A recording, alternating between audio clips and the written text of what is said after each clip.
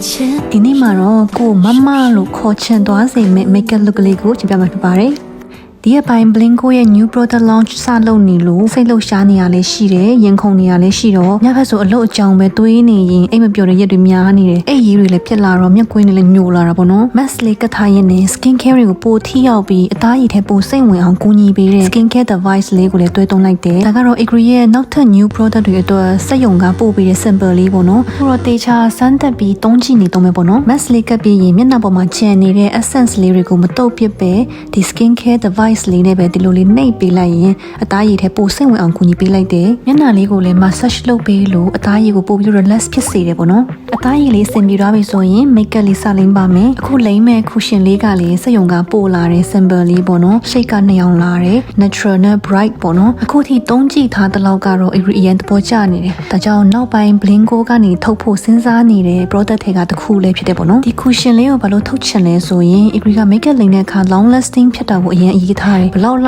ှလိမ့်ထားပါစေအပြင်ရောက်တာနဲ့ makeup မခံတာတွေဆိုရင် Agree တို့ကအဆင်မပြေဘူးဒါကြောင့်ကိုယ်တိုင်လည်းအဲ့ဒီပြဿနာကိုဖြေရှင်းချင်တယ်လို့ Agree လိုပဲ makeup မခံတာကိုစိတ်ညစ်နေတဲ့သူတွေအတွက်လည်းအကူအညီပေးစေချင်တယ်အခု sample အနေနဲ့သုံးကြည့်ထားတဲ့လောက်တော့ result ကိုတကယ်သဘောကျတယ်ဒါပေမဲ့မထုတ်ခင်အထီတော့တေချာလေးစမ်းသပ်ပြီး quality ကိုအကောင်းဆုံးဖြစ်အောင်ဆက်လုပ်တော့မှာပေါ့နော်ဒီမှာတော့ Agree ကလင်းနဲ့ cushion အယောင်လေးကိုမျက်နှာအတွင်းပိုင်း3ကန်နေရာကိုပဲဖြန့်လင်းပေးလိုက်တယ်ပြောရမယ်ဆိုရင်တော့လင်းနဲ့ cushion အယောင်လေးကို highlight အနေနဲ့သုံးပေးတာပေါ့နော်ပြီးတော့ Agree နှစ်ပေါင်းများစွာသုံးထားတဲ့ eye shadow လေးနဲ့မျက်ခုံမွေးလေးကိုဆွဲပေးလိုက်မယ် Agree တတိထားမိလာတာကမျက်ခုံမွေးဆွဲတန်နဲ့ဆွဲတာထက်ဒီလို brush လေးနဲ့ပေါ့နော်မျက်ခုံမွေးအယောင်လေးကိုယူပြီးတော့ eye shadow တစ်ခုခုအယောင်ပေါ့နော်ယူပြီးတော့ဆွဲပေးတာကပို့ပြီးတော့တဘာဝဆန်တယ်လို့ခံစားရတယ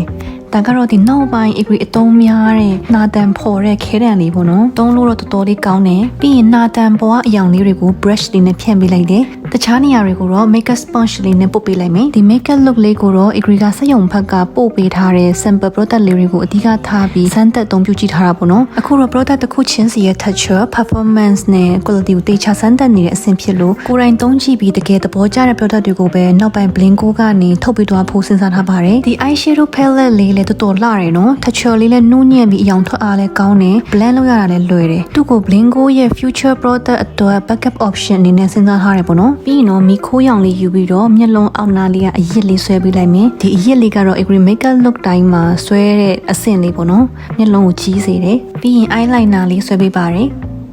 ဒီပါနီလေးကတော့ Blinko ရဲ့ new product liquid air blush လေးပေါ့နော် launch မလုပ်ရသေးပေမဲ့တော်တော်များကဘယ်တော့ထွက်မလဲဆိုပြီးလာမေးကြနေပြီအခုလောလောဆယ်တော့မကြခင် launch လုပ်ဖို့စဉ်းစားနေပါတယ် launch လုပ်တဲ့ချိန်ကျရင် shade တွေ texture တွေနဲ့အသုံးပြုနည်းလေးတွေကိုအသေးစိတ်ပြန်မိတ်ဆက်ပေးပါမယ်နော်သူကတော့ makeup look ကိုနုနုဖက်ဖက်လေးပုံစံပြသွားစေတာပေါ့နော်အယောင်လေးကတော့3ရောင်လာတယ်ဒါကတော့02အယောင်လေးပေါ့နော်ဒါလေးကလည်းအခုတလုံး Agree စမ်းသက်နေတဲ့အပူပေးတဲ့မြစ်တောင်ကွက်ဆက်လေးပေါ့နော်အပူချိန်ကိုသူက3မျိုးချိန်ကြီးလို့ရတယ် Agree ကတော့အရန်ပူတာမကြိုက်တော့55လောက်ပဲချိန်လိုက်တယ်သူ့ကိုသုံးကြည့်ပြီးရဲ့နောက် Agree ရဲ့ခန်းစားချက်ကိုပြောရရင်မျက်တောင်ထဲတဲ့အပေါက်ရဲ့ size နဲ့ shape က Agree ရဲ့မျက်လုံးပုံစံနဲ့တိတ်မကိုက်ညီဘူးလို့ခန်းစားရတယ်ဘာလို့လဲဆိုရင်တစ်ခါကော့တိုင်းမှာမျက်တောင်တွေကအကုန်လုံးမပါတော့ဘူးအရှိကျင်လိုက်အနောက်ကျင်လိုက်အဲ့လိုပေါ့နော်ဒါကြောင့်မျက်တောင်ထဲပြီးကော့တဲ့ချိန်မှာနည်းနည်းအဆင်မပြေတယ်လို့ဖြစ်နေတယ်အစပိုင်းတုန်းကတော့ဒီ product လေးကိုတော်တော်လေးမျှော်လင့်ထားခဲ့ပေမဲ့အခု sample ကိုစမ်းသပ်ပြီးတဲ့နောက်တော့ Blinko ရဲ့ product list ထဲကနေအရင်ဖယ်ထားလိုက်ဖို့ဆုံးဖြတ်ထားပါတယ်ပြီးရင်တော့ lash fixer လေးစိုးပေးပြီးတော့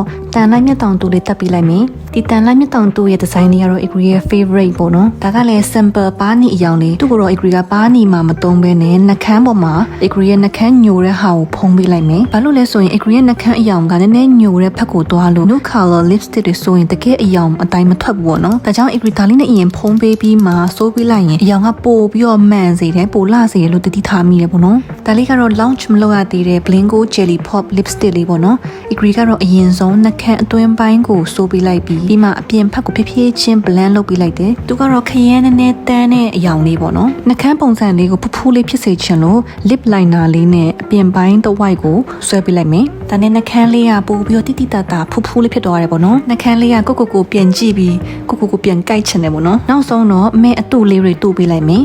တန်နဲ့ဒီ look လေးကအရန်ကိုလှတော့ပါပြီကင်မရာထဲကြည့်ပြီးကိုအရန်သဘောကျနေရပေါ့နော်အဲ့တော့ချစ်တို့လည်းဒီနေ့ Agree သုံးပြသွားတဲ့ sample product လေးတွေထဲကဘယ် product လေးကိုအကြိုက်ဆုံးလဲဆိုတာခုမှမှတ်ပေးခဲ့အောင်နော်ပြီးတော့ Blinko ရဲ့ new product အနေနဲ့ဘာလေးတွေထွက်စေချင်လဲဘယ်လို product မျိုးကိုမျှော်လင့်နေလဲဆိုတာကိုလည်းကြဉ္ဉံလေးတွေလည်းမျှဝေပေးခဲ့ပါအောင်နော်ချစ်တို့ရဲ့ feedback တွေကို Agree ကတကယ်ဖတ်ပြီးတော့ product ရွေးချယ်တဲ့ချိန်မှာလည်းထည့်သွင်းစဉ်းစားတော့မှာဖြစ်ပါတယ်